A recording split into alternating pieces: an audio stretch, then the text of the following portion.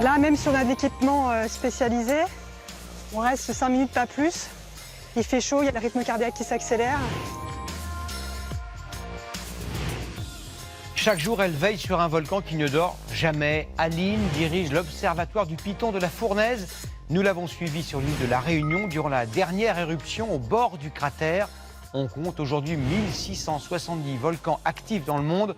Portrait d'une femme passionnée. Arnaud Etcheverry, Michael Merle et Valérie Belgrand-Barbier.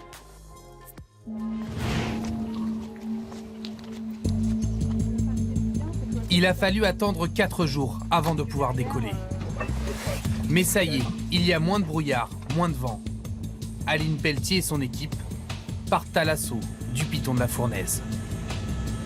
Il respire, il gonfle, il craquelle et il change d'aspect tous les jours. 1 mois que le volcan est en activité.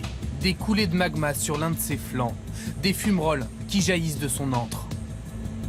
Aline veut y prélever de la lave afin de l'étudier. Mais avant cela, il va falloir atterrir. Allez, par là, y a rien pour poser. Des champs de lave sont encore brûlants et le terrain est plus qu'accidenté. Après 20 minutes de survol, nous voici enfin posés. Un paysage de fin du monde. Donc là, la coulée elle est à 1200 degrés. Donc là, vous voyez où vous êtes, vous pouvez bien aller plus loin. D'ailleurs, j'aurais dû dire, il fallait prendre des manches. Sinon, ça va griller les poils. Pour résister à de telles températures, Aline enfile un casque et une combinaison inifugée. À l'aide d'une pelle, elle peut commencer à prélever la lave. On reste 5 minutes, pas plus. Il fait chaud, il y a le rythme cardiaque qui s'accélère. Ces morceaux, elle va ensuite les refroidir dans un seau. On les a mis dans l'eau pour figer la composition extrêmement rapidement et pouvoir ensuite les transporter avec nous. Ces fragments vont être envoyés à Paris pour y être analysés.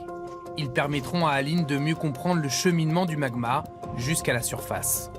Est-ce que vous avez de la chance, vous dites ça de temps en temps? Tous les jours. Chaque matin, quand je me lève, quand je vais travailler, j'ai de la chance. Ouais. Même s'il n'y a pas d'éruption, j'ai de la chance. Aline est directrice de l'Observatoire du volcan depuis 2 ans. Dans cette salle, sont conservés précieusement les souvenirs des 30 dernières éruptions. On est un peu les pompiers du volcan, en quelque sorte, puisqu'on est là pour donner la première information. Avant 77, il n'y avait pas d'observatoire. Et en 77, lorsqu'il y a eu l'éruption hors enclos qui a endommagé une 30aine de maisons, c'est là qu'on a pris conscience que même sur un volcan comme le Piton de la Fournaise, qui était considéré comme un volcan relativement gentil, il peut y avoir des conséquences pour la population. Rien ne prédestinait Aline à devenir volcanologue. Un père ouvrier, une mère au foyer, une enfance dans les Vosges, loin de la Réunion. Mais il y a eu ce déclic en 1995. Il y avait le Vésuve, et puis l'Etna ici. Ce voyage scolaire à 14 ans va tout changer. Aline travaille dur, elle est surtout déterminée à réussir. Un bac+8 et plusieurs missions au bout du monde pour étudier d'autres volcans. Je me suis donné les moyens d'y arriver. Donc c'est vrai que c'est très dur, parce qu'il y a une compétition, hein. Tout le monde ne devient pas volcanologue, les places sont très chères. Quand vous regardez ce parcours... Je pense que la petite fille de 14 ans serait très fière. Retour à l'observatoire. Sous sa direction, 12 salariés, des chercheurs pour la plupart.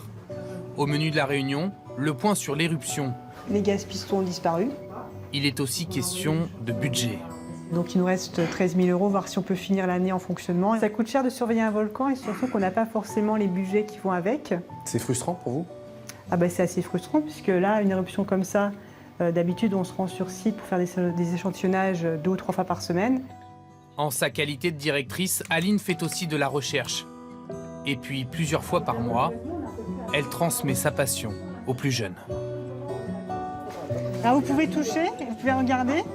Et donc tu vois, ces gants-là, ils ont déjà servi. Hein. Vous n'avez pas peur, près de la lave? En général, on ne prend pas de risque. Si on voit que c'est trop dangereux, on n'ira pas. Est-ce que tu aimerais faire ce métier plus tard? Pas trop. Pourquoi? Parce que si on touche la lave, on est mort. Ça sent là, hein?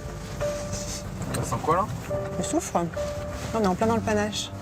Ce volcan vieux de 400 000 ans agit comme un aimant. Alors quand ce n'est pas par les airs, c'est par les sentiers qu'elle vient à sa rencontre.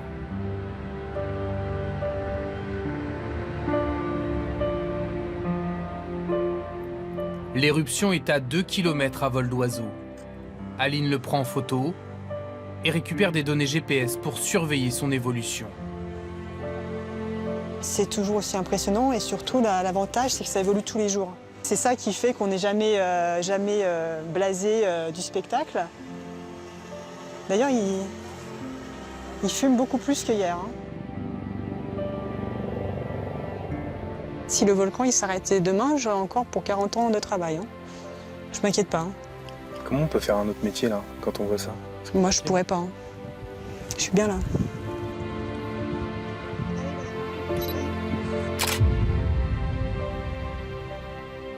Bonsoir ma chère Tatiana Silva. Quelle météo nous promettez-vous pour demain? Un peu moins torride, j'imagine, qu'au bord du volcan. Alors bonsoir Gilles, nettement moins torride, tout de même douce, mais surtout beaucoup de nuages en perspective pour ce week-end.